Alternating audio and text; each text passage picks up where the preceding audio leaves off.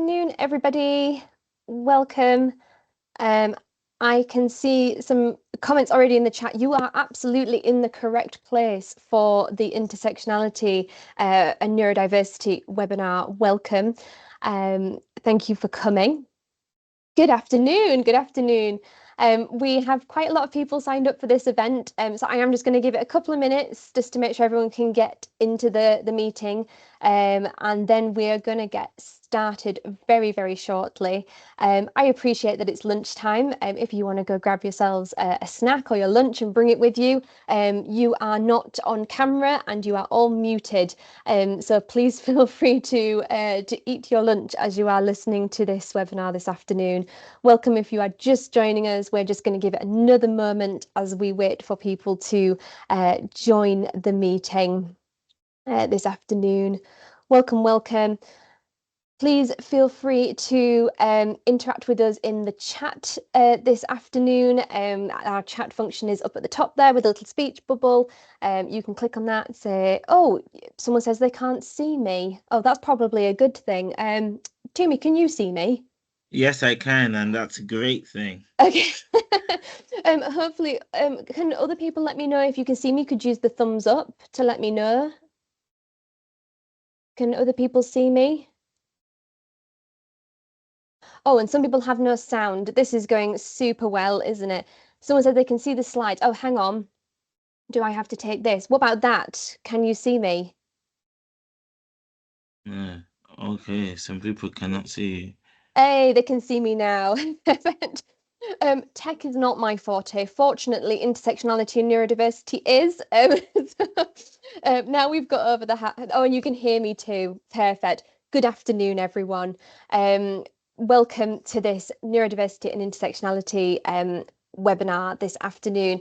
I can see hands up. Unfortunately, your microphones and your cameras are muted this afternoon. So if you do have something to say or let me know if there is anything wrong with the tech, if you can just pop that in the chat, that would be fantastic.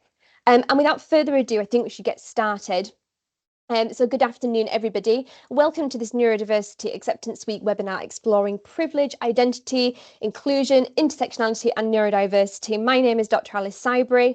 I'm a specialist neurodiversity consultant at Crease Puddle, and I have the pleasure this afternoon to be joined by Tumi Sotire, widely known as the Black Dyspraxic on all over socials, who is a multi-award winning international speaker, and I'm sure Tumi will provide us with some more of his accomplishments later on in the conversation.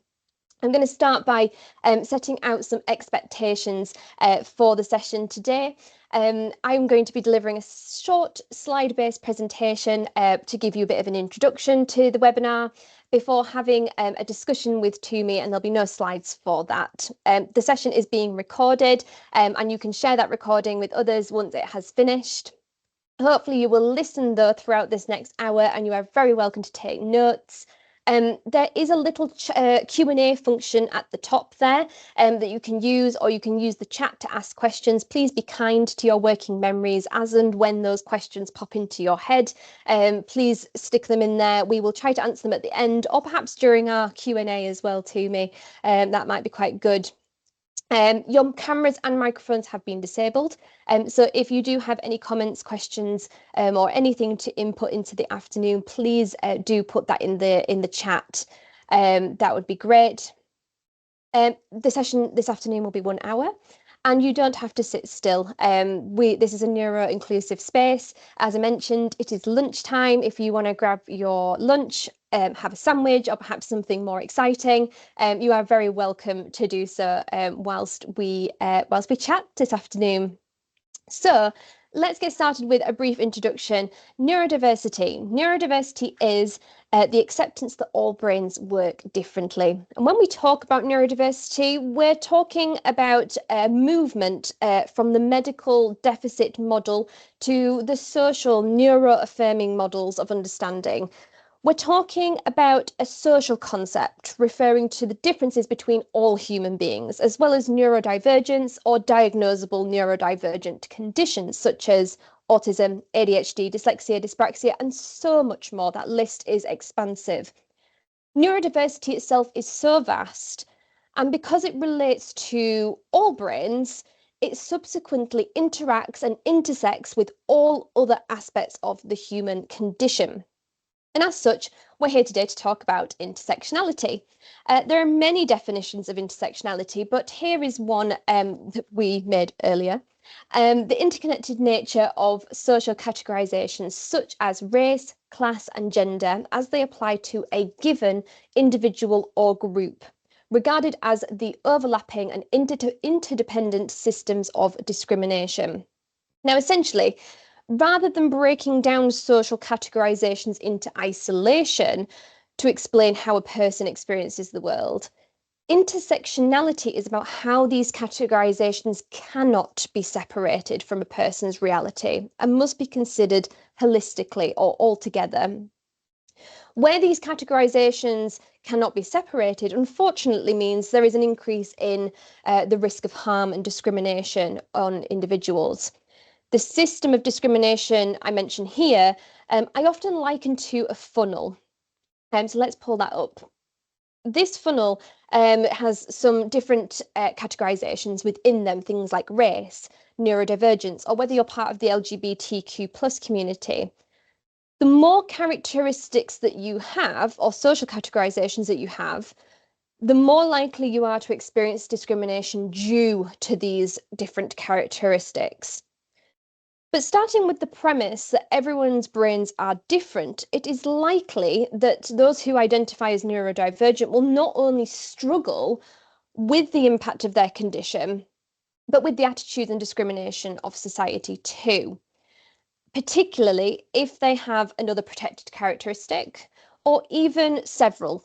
And then this only can add to the increasing isolation that these individuals might experience. Now, there are an increasing number of intersections that are commonly discussed when it comes to neurodivergence, including the LGBTQ plus community and race and ethnicity, as mentioned there. This massive intersection with the LGBTQ plus community, for example, has identified that between 42 to 69% of autistic people identify as LGBTQ plus, that transgender and gender diverse people are 3 to 6 times more likely to be autistic, that approximately 3 to 6 men are diagnosed in comparison to females, and the ratio for ADHD being diagnosed in males is 4 to 1 to females. For specific learning differences, there is a reported 3 to 1 diagnosis rate between males and females too. And whilst it is massively under-researched, there is an awareness and discussion around the intersection between neurodivergence and race and ethnicity. There was a huge national study in 2021, that looked at 7 million school children, concluding that there was a disproportionate amount of Black children with an autism diagnosis. And although we don't keep any records about the experiences of people with specific learning differences or ADHD, for example, there has been some more smaller qualitative studies conducted about the experiences of minoritized ethnic communities and neurodivergence. And what is clear from these studies and all areas of intersectionality when considering neurodivergence is these common themes and areas of disadvantage: access, availability, and acceptance. And until we address barriers to things like learning, diagnosis, and support for neurodivergent people who identify with these additional marginalised identities, there is likely to be a huge amount of stigma. There is less representation in our literature and narratives and our structures and our systems. And things are just generally not going to change until we provide this understanding. As such, an area that we don't commonly talk about, though me and Tumi have had conversations about quite a lot, is around socioeconomic status. And I really hope at some point we're going to get into this, Tumi, shortly.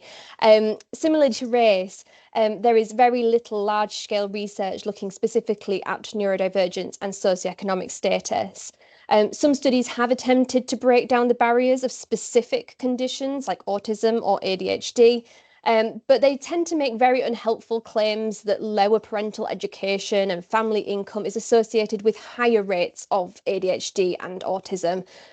Whilst I'm sure there's probably some truth in that to some extent, and I feel it could probably be more helpful to address the systemic lack of support and education in employment, which is more likely to contribute to socioeconomic status and more so the ways in which we work, i.e., neurotypical ways of working, traditional ways, for example, of examining children at school, the recruitment processes within employment, the access to higher education and the access to reasonable adjustments are all likely to lead to contributions of socioeconomic status and neurodivergence.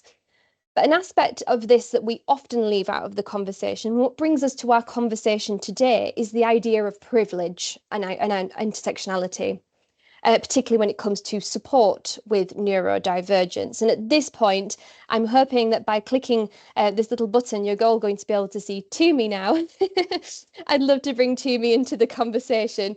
Tumi, I'm going to stop sharing my slides now, and perhaps you wouldn't mind by starting with an introduction to who you are and what you do. Hi. First of all, thank you for having me. I'm really excited to be here. It's a real privilege, and also really loved your introduction, Alice. Some of the stats are amazing. I'm gonna definitely ask you to send them in an email because I think there's a lot there. So who is Tumi? I'm the founder of the Black Dyspraxic, which is a digital platform that advocates on the intersections of race and neurodiversity. But that's how it started, but I also advocate for intersectionality in all its forms. And when I think about race and neurodiversity, I'm not just talking from a UK's perspective, also thinking about the global majority as well. In my day job, I'm a health economist for Newcastle University. And so for me, I think I'm in a really good position to talk about socioeconomic status as well, the effect of neurodiversity on socioeconomic status and how that interplays, but also looking at the North and South divide. Um, Mm. Intersectionality is multifaceted. So we're not just looking at age or gender or sexuality, but even age. So how does neurodiversity affect people over 60 and people who are below 5? Religion is a big one. Even political ideology. There's so many things that make us who we are, and you can explore each one by one. But I think it's really important to understand that people are just multifaceted. Mm. And I love the fact that you mentioned privilege as well, because, and I'm sure we're going to go into this, but I kind of like to argue that even though traditionally, as Alice rightly said, intersectionality can be used, and it is used, rightly so, to view marginalization. I believe you can also use an intersectional framework to view privilege as well, because people can be marginalized but also have aspects of privilege. For example, Mm. I am black and neurodivergent, but I'm also a man and I've been educated in private school education, and I have a 2-1 from a Russell Group University. Yeah, so that's aspects of privilege as well. So, and that's what makes people who we are. So, I often Mm. like to say we have a unique combination of privilege and marginalization that makes us who we are. And I think it's important to have that perspective as well. Thank you, Tumi. And it's so interesting to hear your perspective on this. And I know this is something that you're so passionate about.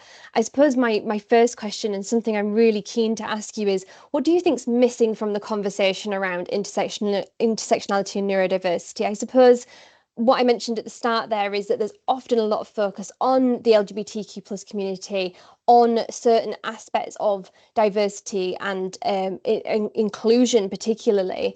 But what do you think's missing from the conversation, and why do you think it's been missing? To be honest, I think what is missing more is actually the effect on social inequality Hmm. and the geographic inequalities and social inequalities, because I think it's really important to emphasize the effect of austerity, COVID, Brexit. The gap between rich and poor has big has has exponentially increased. Mm. And I think it's, for me, I wrote a piece about this because it's even in looking at the wider DEI movement, right? I think the symbol of the inauguration with Trump and having the tech barons behind him is Mm-hmm. just a symbol in terms of the gap between rich and poor. Today we're talking about how nationally there's going to be a significant change to welfare benefits, Mm-hmm. and so thinking about the effect of austerity and cuts, and the fact that there's been an inadequate investment into public services really means that people at the very lower end of socioeconomic status would be affected the most. And the reason why I think it's really important to talk about that is because socioeconomic status is involving minorities in the inner Mm-hmm. cities, but white people that grow up in coastal states in the northeast, but also coastal regions as well. And Mm-hmm. so it's really, really socioeconomic status doesn't discriminate. Do you understand? So I think Sure. it's really important for a lot of us to focus on that and to keep on beating that drum. Absolutely. And what do you feel is the impact of all of that, what you mentioned there, the geographical disadvantage, the social disadvantage for neurodivergent people specifically? So the disadvantage for neurodivergent people specifically, for example, okay, if you have a low socioeconomic status as an adult, your children have a lower socioeconomic status. If you're neurodivergent, your children are likely to be neurodivergent. Mm-hmm. Access to state schools and inadequate SEND support is going to allow your children to be at a disadvantage. The NHS waiting list means that you're not going to have support. You're not going to have access to counseling or psychotherapy or occupational therapy, and even a diagnosis. All these things are privately available, Mm-hmm. but the less well off you are, the more dependent you're likely to be at the state. I mentioned earlier on that I went to private school. Well, one of the main reasons that is because not that my mom and dad had lots of money in the bank, but I was diagnosed with dyslexia at 4, and due to the doctor's recommendations, they knew that I needed adequate support, and they made Mm-hmm. the judgment that I wouldn't be able to get that adequate support within the state school system. This was in 1996, Mm-hmm. before austerity, before all the cuts. So you can imagine, all these type of things into play, you know, socioeconomic status. A lot of people, because one of the reasons, the main reasons why we work or we go into enterprise is because of money, and that's how Mm-hmm. we do that. But we know that people who are neurodivergent are more likely to be unemployed, but even when they are in employment, they're less likely to raise to the ranks, so they're less likely Mm-hmm. to even earn more in the workplace. Yes, we know that neurodivergent people are more likely to be entrepreneurs or more likely to freelance, but sometimes that's not a choice. A Mm-hmm. majority of the people that are in entrepreneurship and neurodivergent are not necessarily the quote unquote successful entrepreneur like Richard Branson and all of these things. If you're not earning enough money, that's going to have an impact on mental health, which we already Mm-hmm. know that people who are neurodivergent already have issues with neurodivergence with mental health. So can you see it's circular and it's multifaceted, and yeah, and that is why socioeconomic status is important to have there. And I think we can address it in a multiple of ways.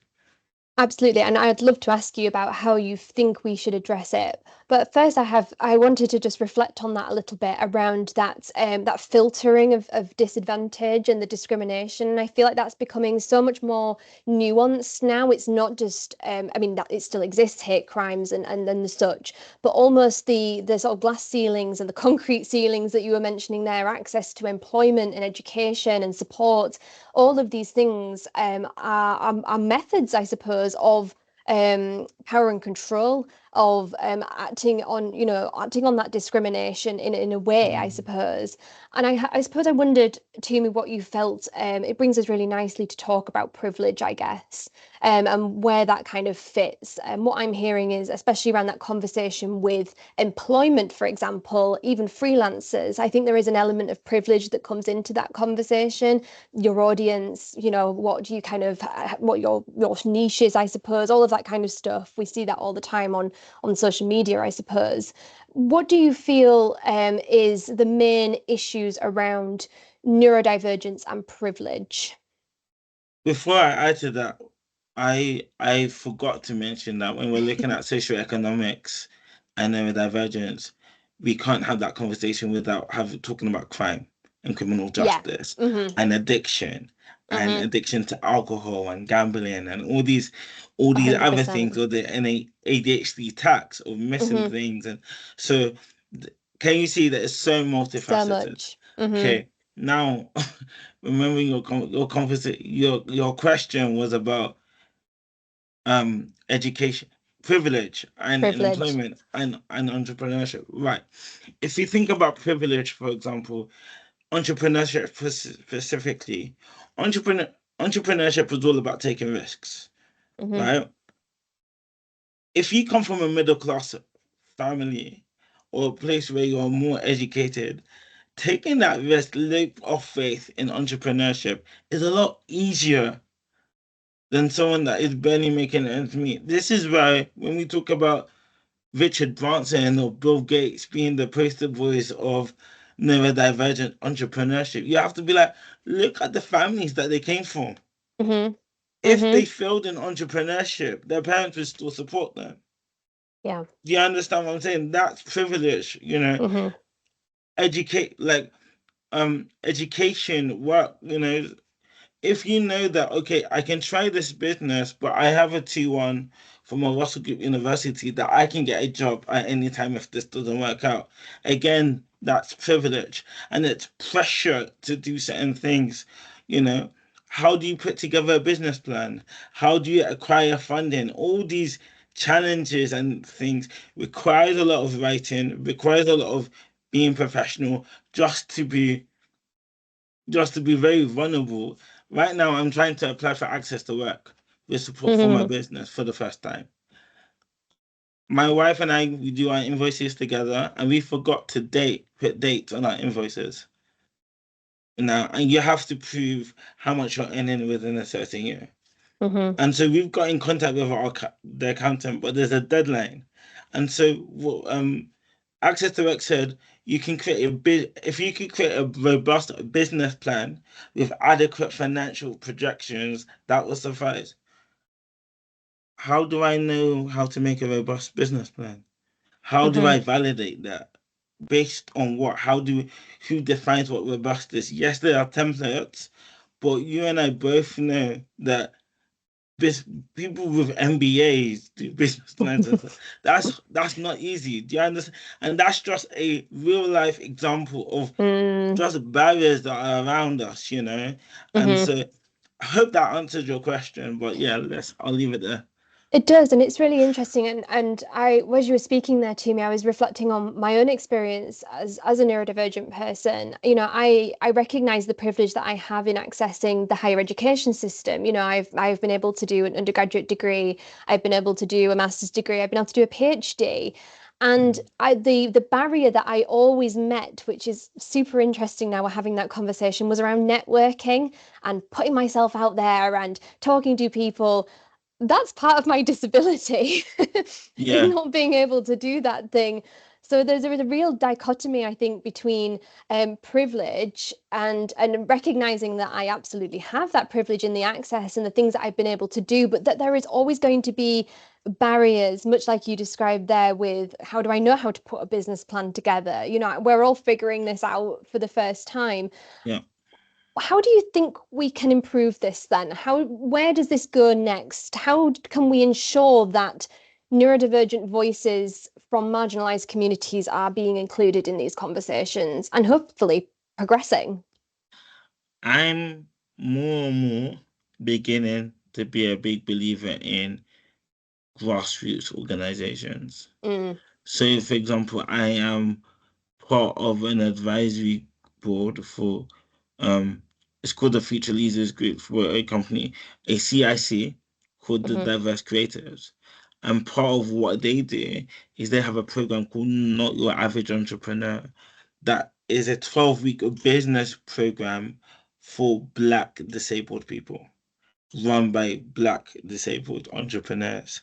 And Mm-hmm. they get incredible, experienced entrepreneurs who are Black and neurodivergent to help and support. And it's free and it's a CIC and they get government funding. That is an example of tailored intersectional support Mm-hmm. that only grassroots organizations can do and cannot necessarily be done from local or national government or businesses.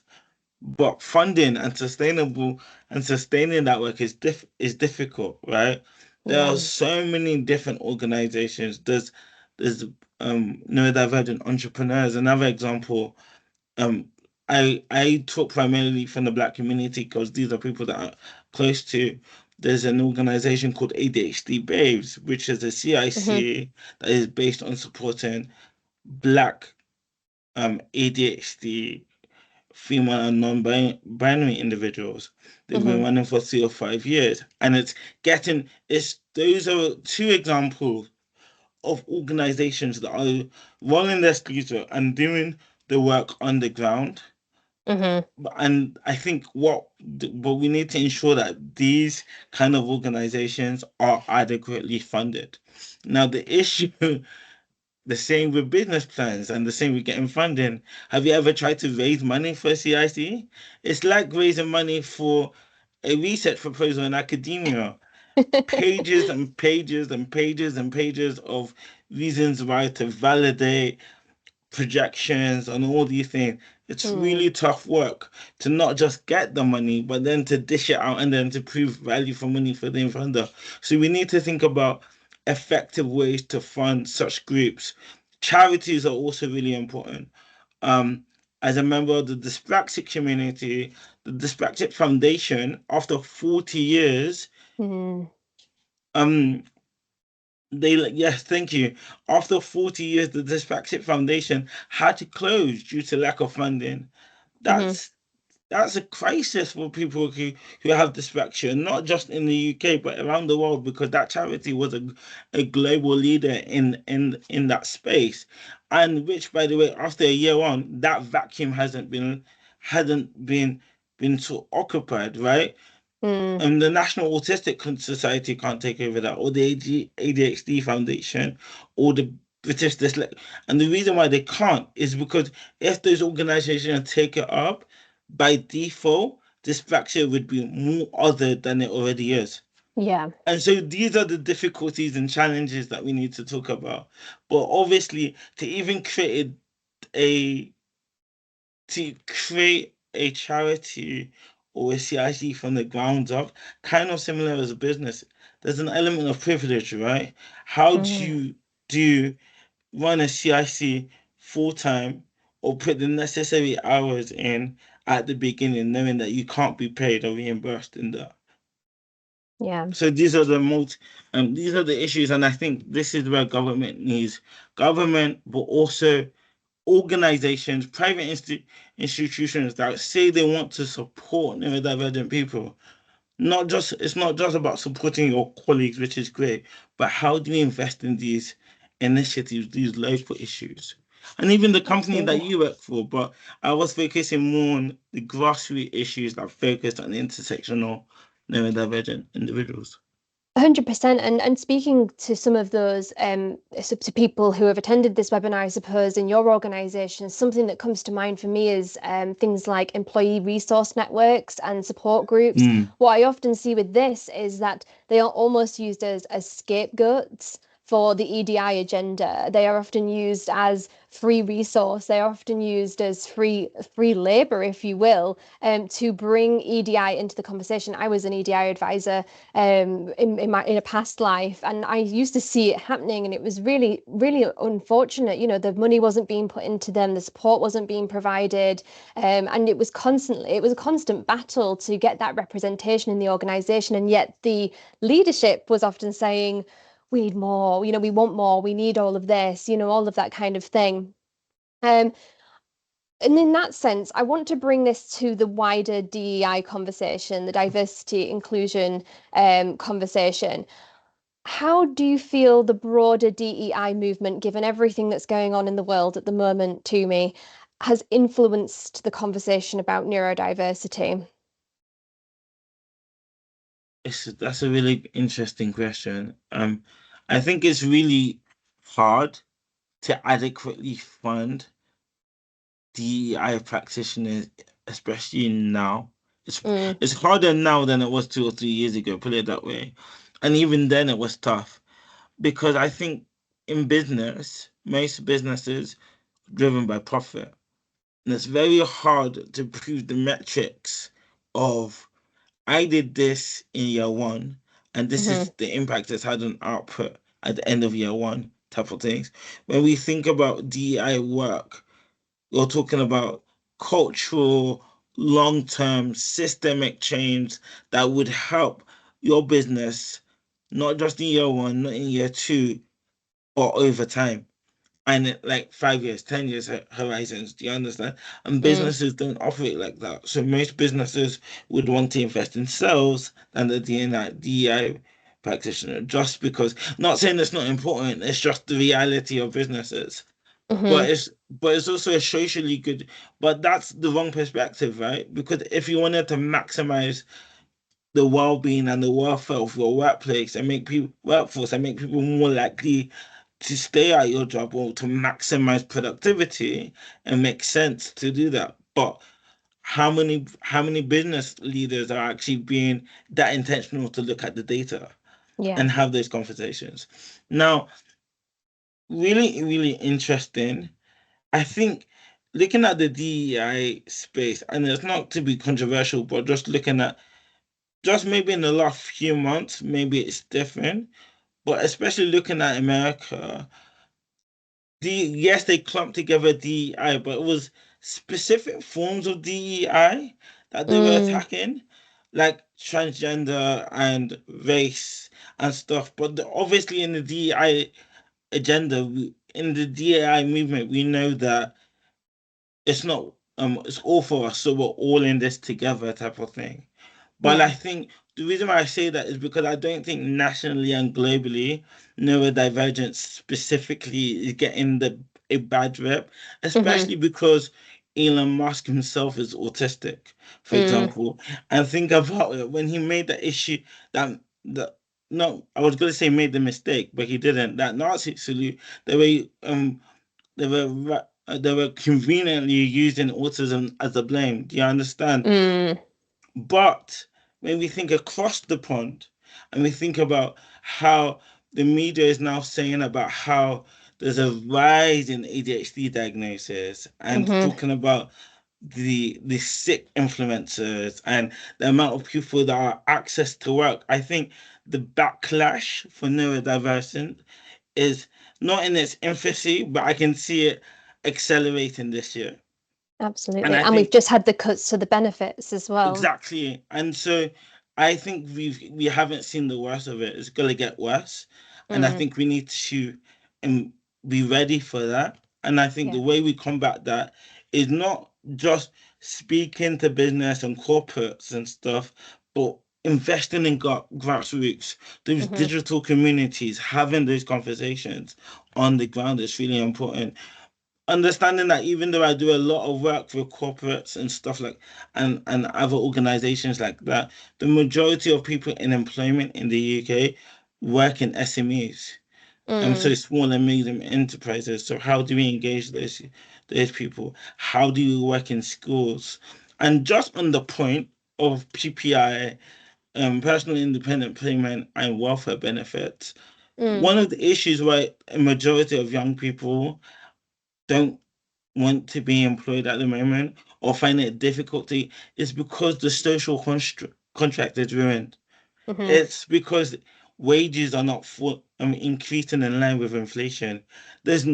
A lot of people feel, what's the point of me working when I can see my parents working and they're still struggling to meet ends meet? The incentives to work, Mm. there are no incentives right now. And the thing is, instead of, but the thing is, to address those things are long-term issues.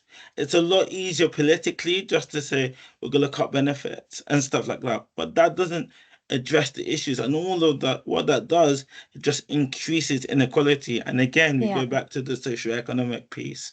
So Yeah. yeah. It's a great point, Tumi, and I think there's a lot of systemic disadvantage going on at the moment for sure. I know that we've got some people on the webinar today who are from the US, and there was a conversation earlier in another webinar that we were running around this idea of psychological safety. And I really wanted to get your take on this around, how do we look at psychological safety in terms of neurodivergence when the state of things are so fraught, when the state of things are so uncertain and frankly scary at the moment? Yeah. I want to say, I want to express that I stand in solidarity with the Mm, people in the UK because in the US because it must be really, really tough right now. I think the first thing I would say in terms of psychological safe spaces, yes, we can talk about how organizations can create psychological safe spaces and institutions, but an individual is responsible for primarily for their own psychological safe space.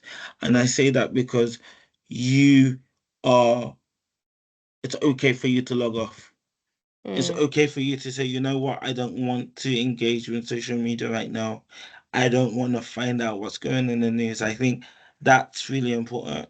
And to pause mhm, and to realize that even though it seems like this is all in the headlines and stuff, the far right and all of that, Elon Musk and all of the, they are the minority.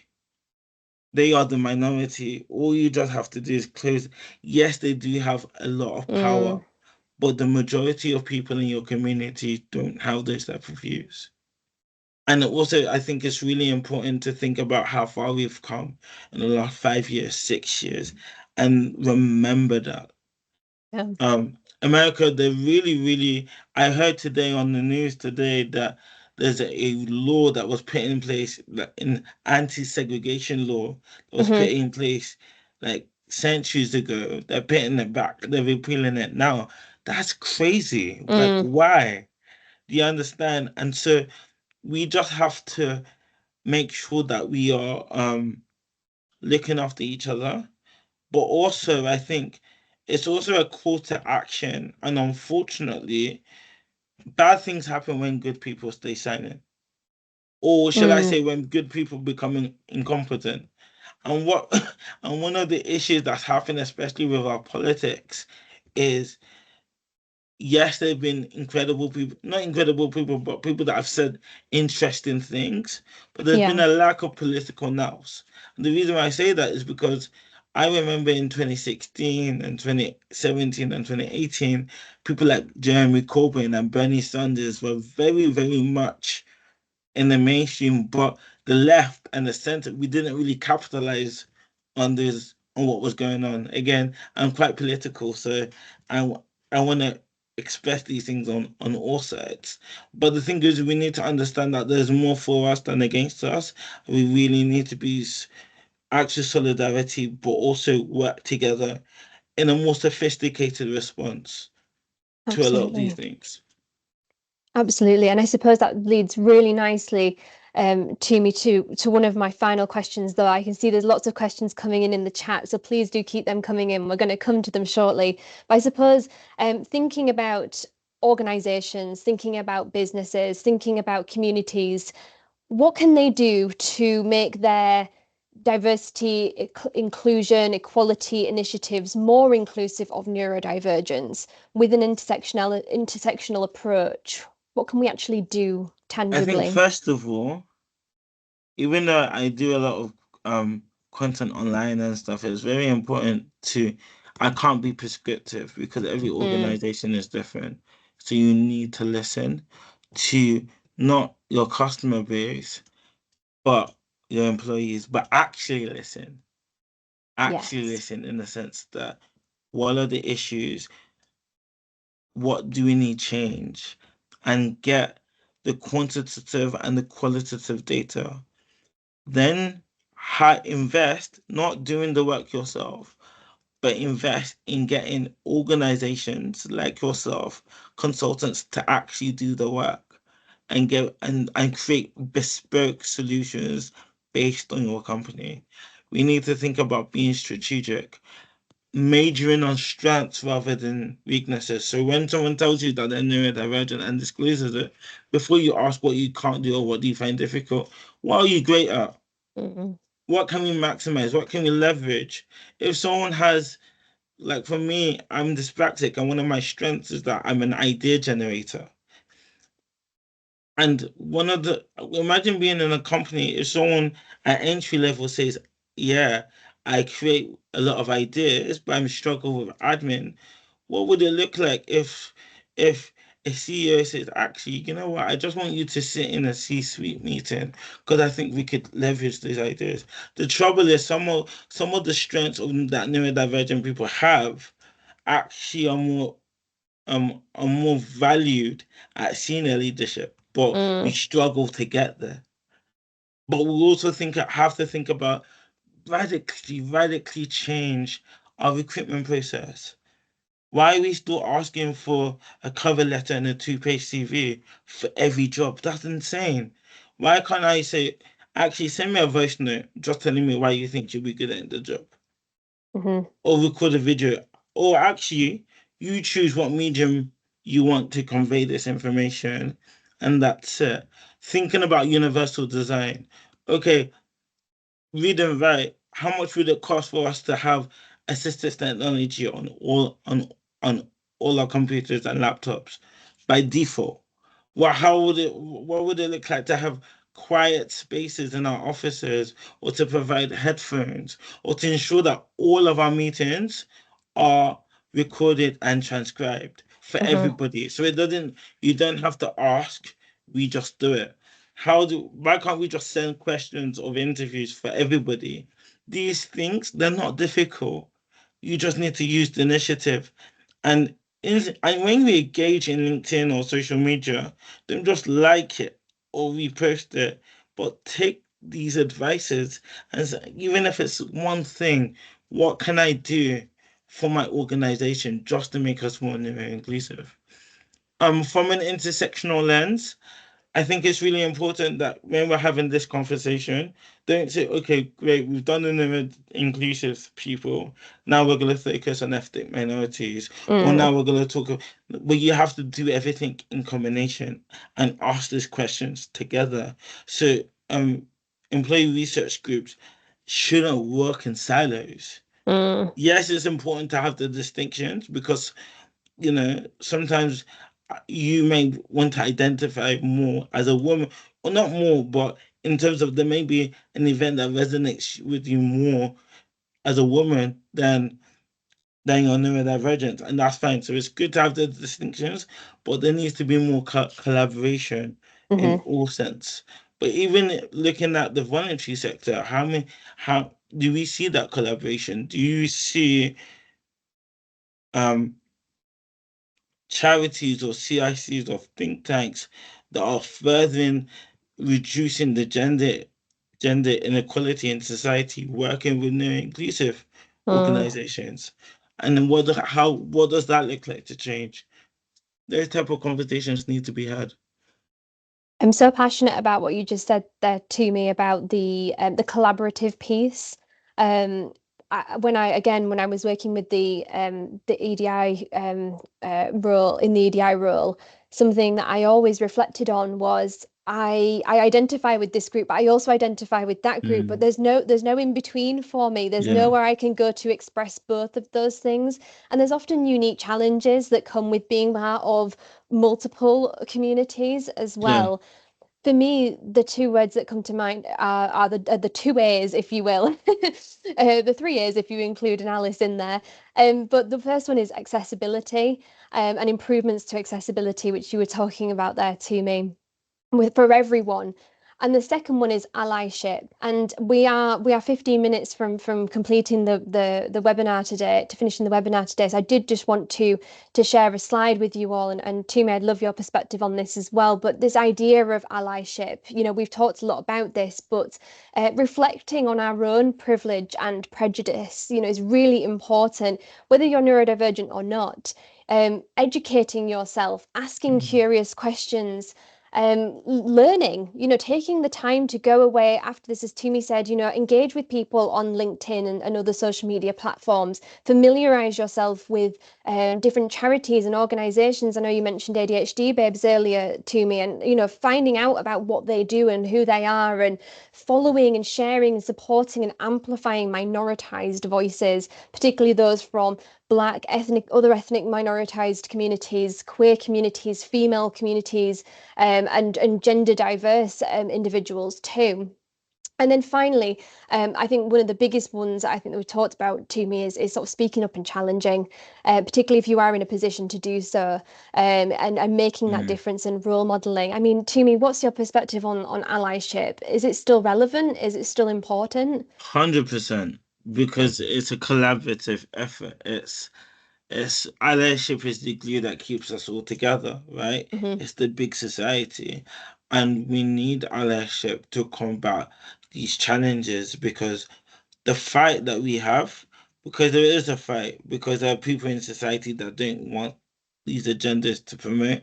We need we have the numbers, but we need to bring it together. Hmm. I think allyship. One thing I'll say with this topic is that to add to, because all your points were great, is don't forget it's okay to get things wrong. At least Mm. you're trying. So we need to create psychologically safe spaces to get things wrong. Make sure people are listening. But something that I always say with allyship and DEI and everything, make sure your why is rooted in love, because you just genuinely care and value your community. Um, as a Christian, I will say that I am passionate about this because I know about that value about loving your neighbor as yourself. Hmm. And if that's my principle, and if that's one of my guiding foundations of it changes everything. So we have to be motivated, as it's not for awards. It's not because I want to make profit or I just want to find something to do.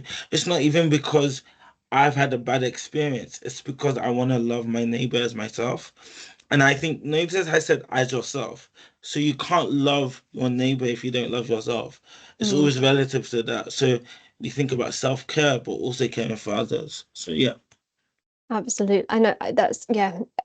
I got all tingly when you said that to me, because I think there is something so um there's something so passionate about doing things with your heart, isn't there? Mm, And doing it with the best of intentions as well, and not just for again, as we talk about the DEI agenda, not just to sort of a tick box, or that to see you're doing yeah. it, but doing it with your heart. I love that.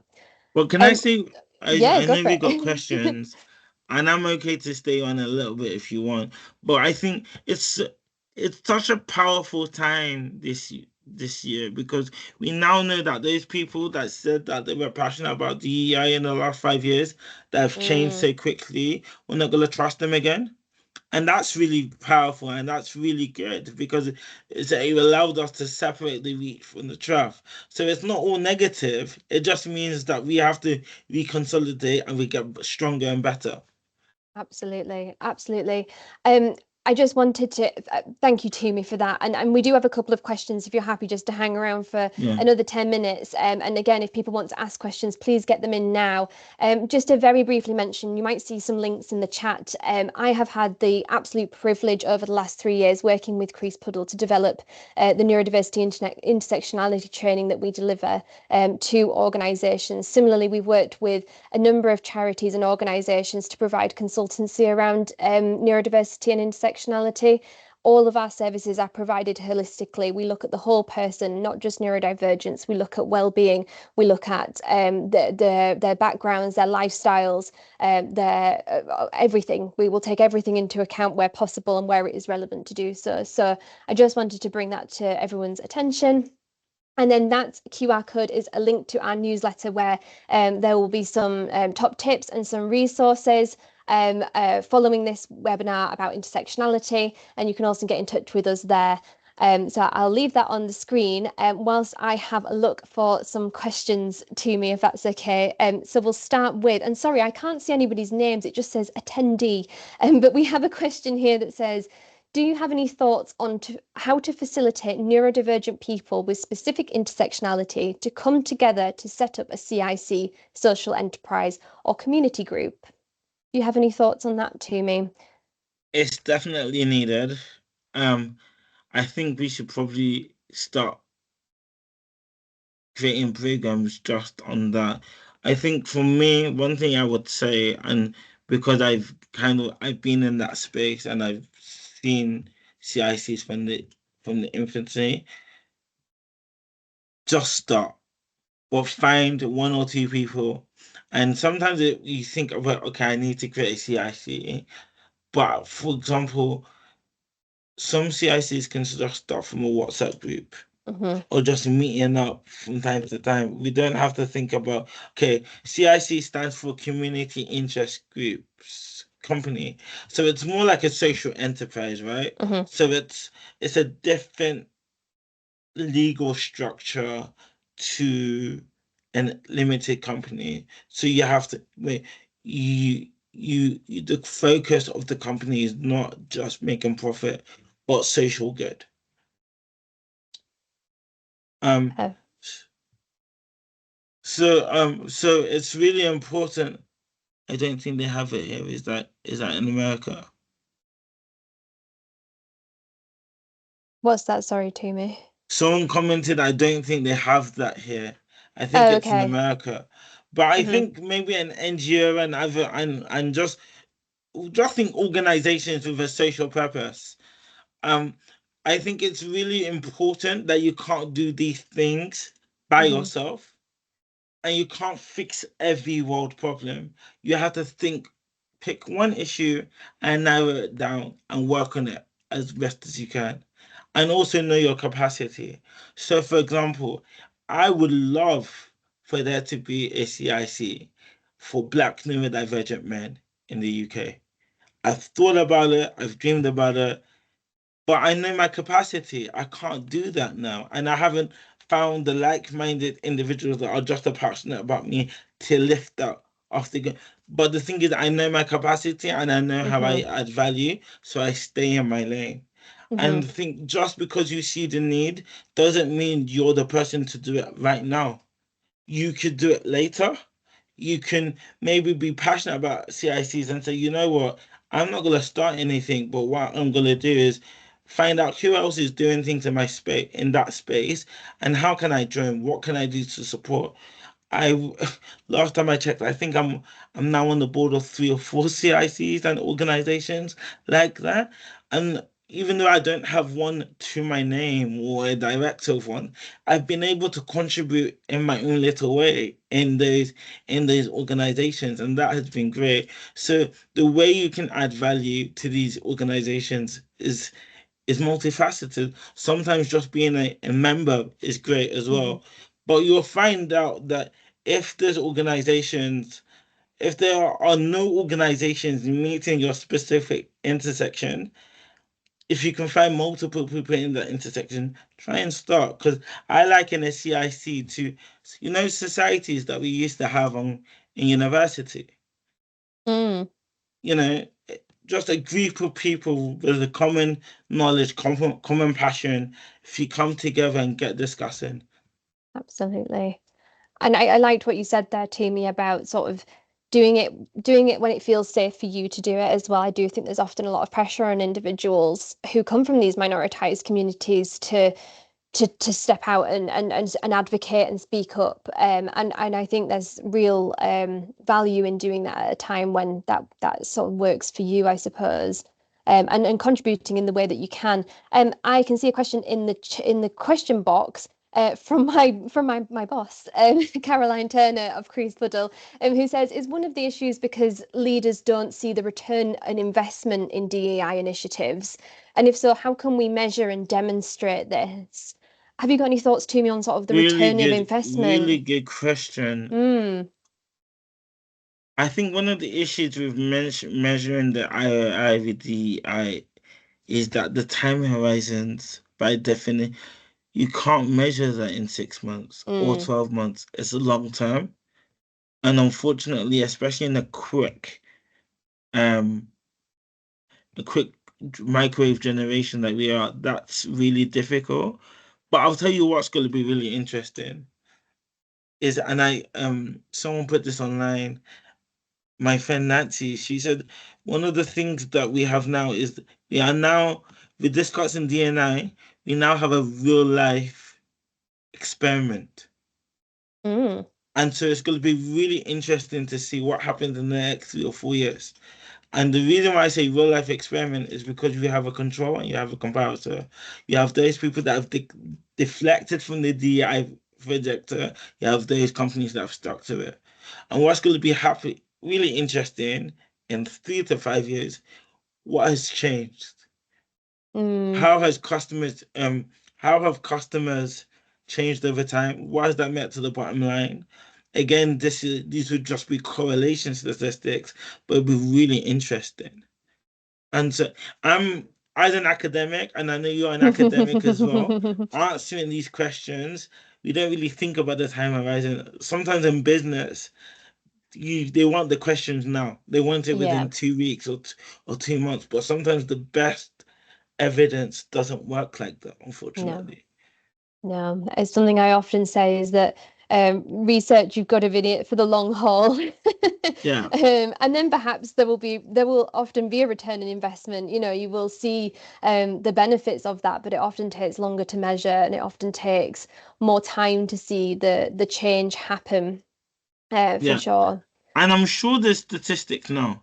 I'm sure if we looked at that, and I think another thing that businesses can do, especially you can't measure so many things at once, right? Yeah. So you have to start one thing and say, okay, so for example, a company can say, you know what, we're gonna stop asking for CVs, 2 page lists of CVs, and we're gonna give people the medium, the right to choose what medium, and that's one change that we're gonna do.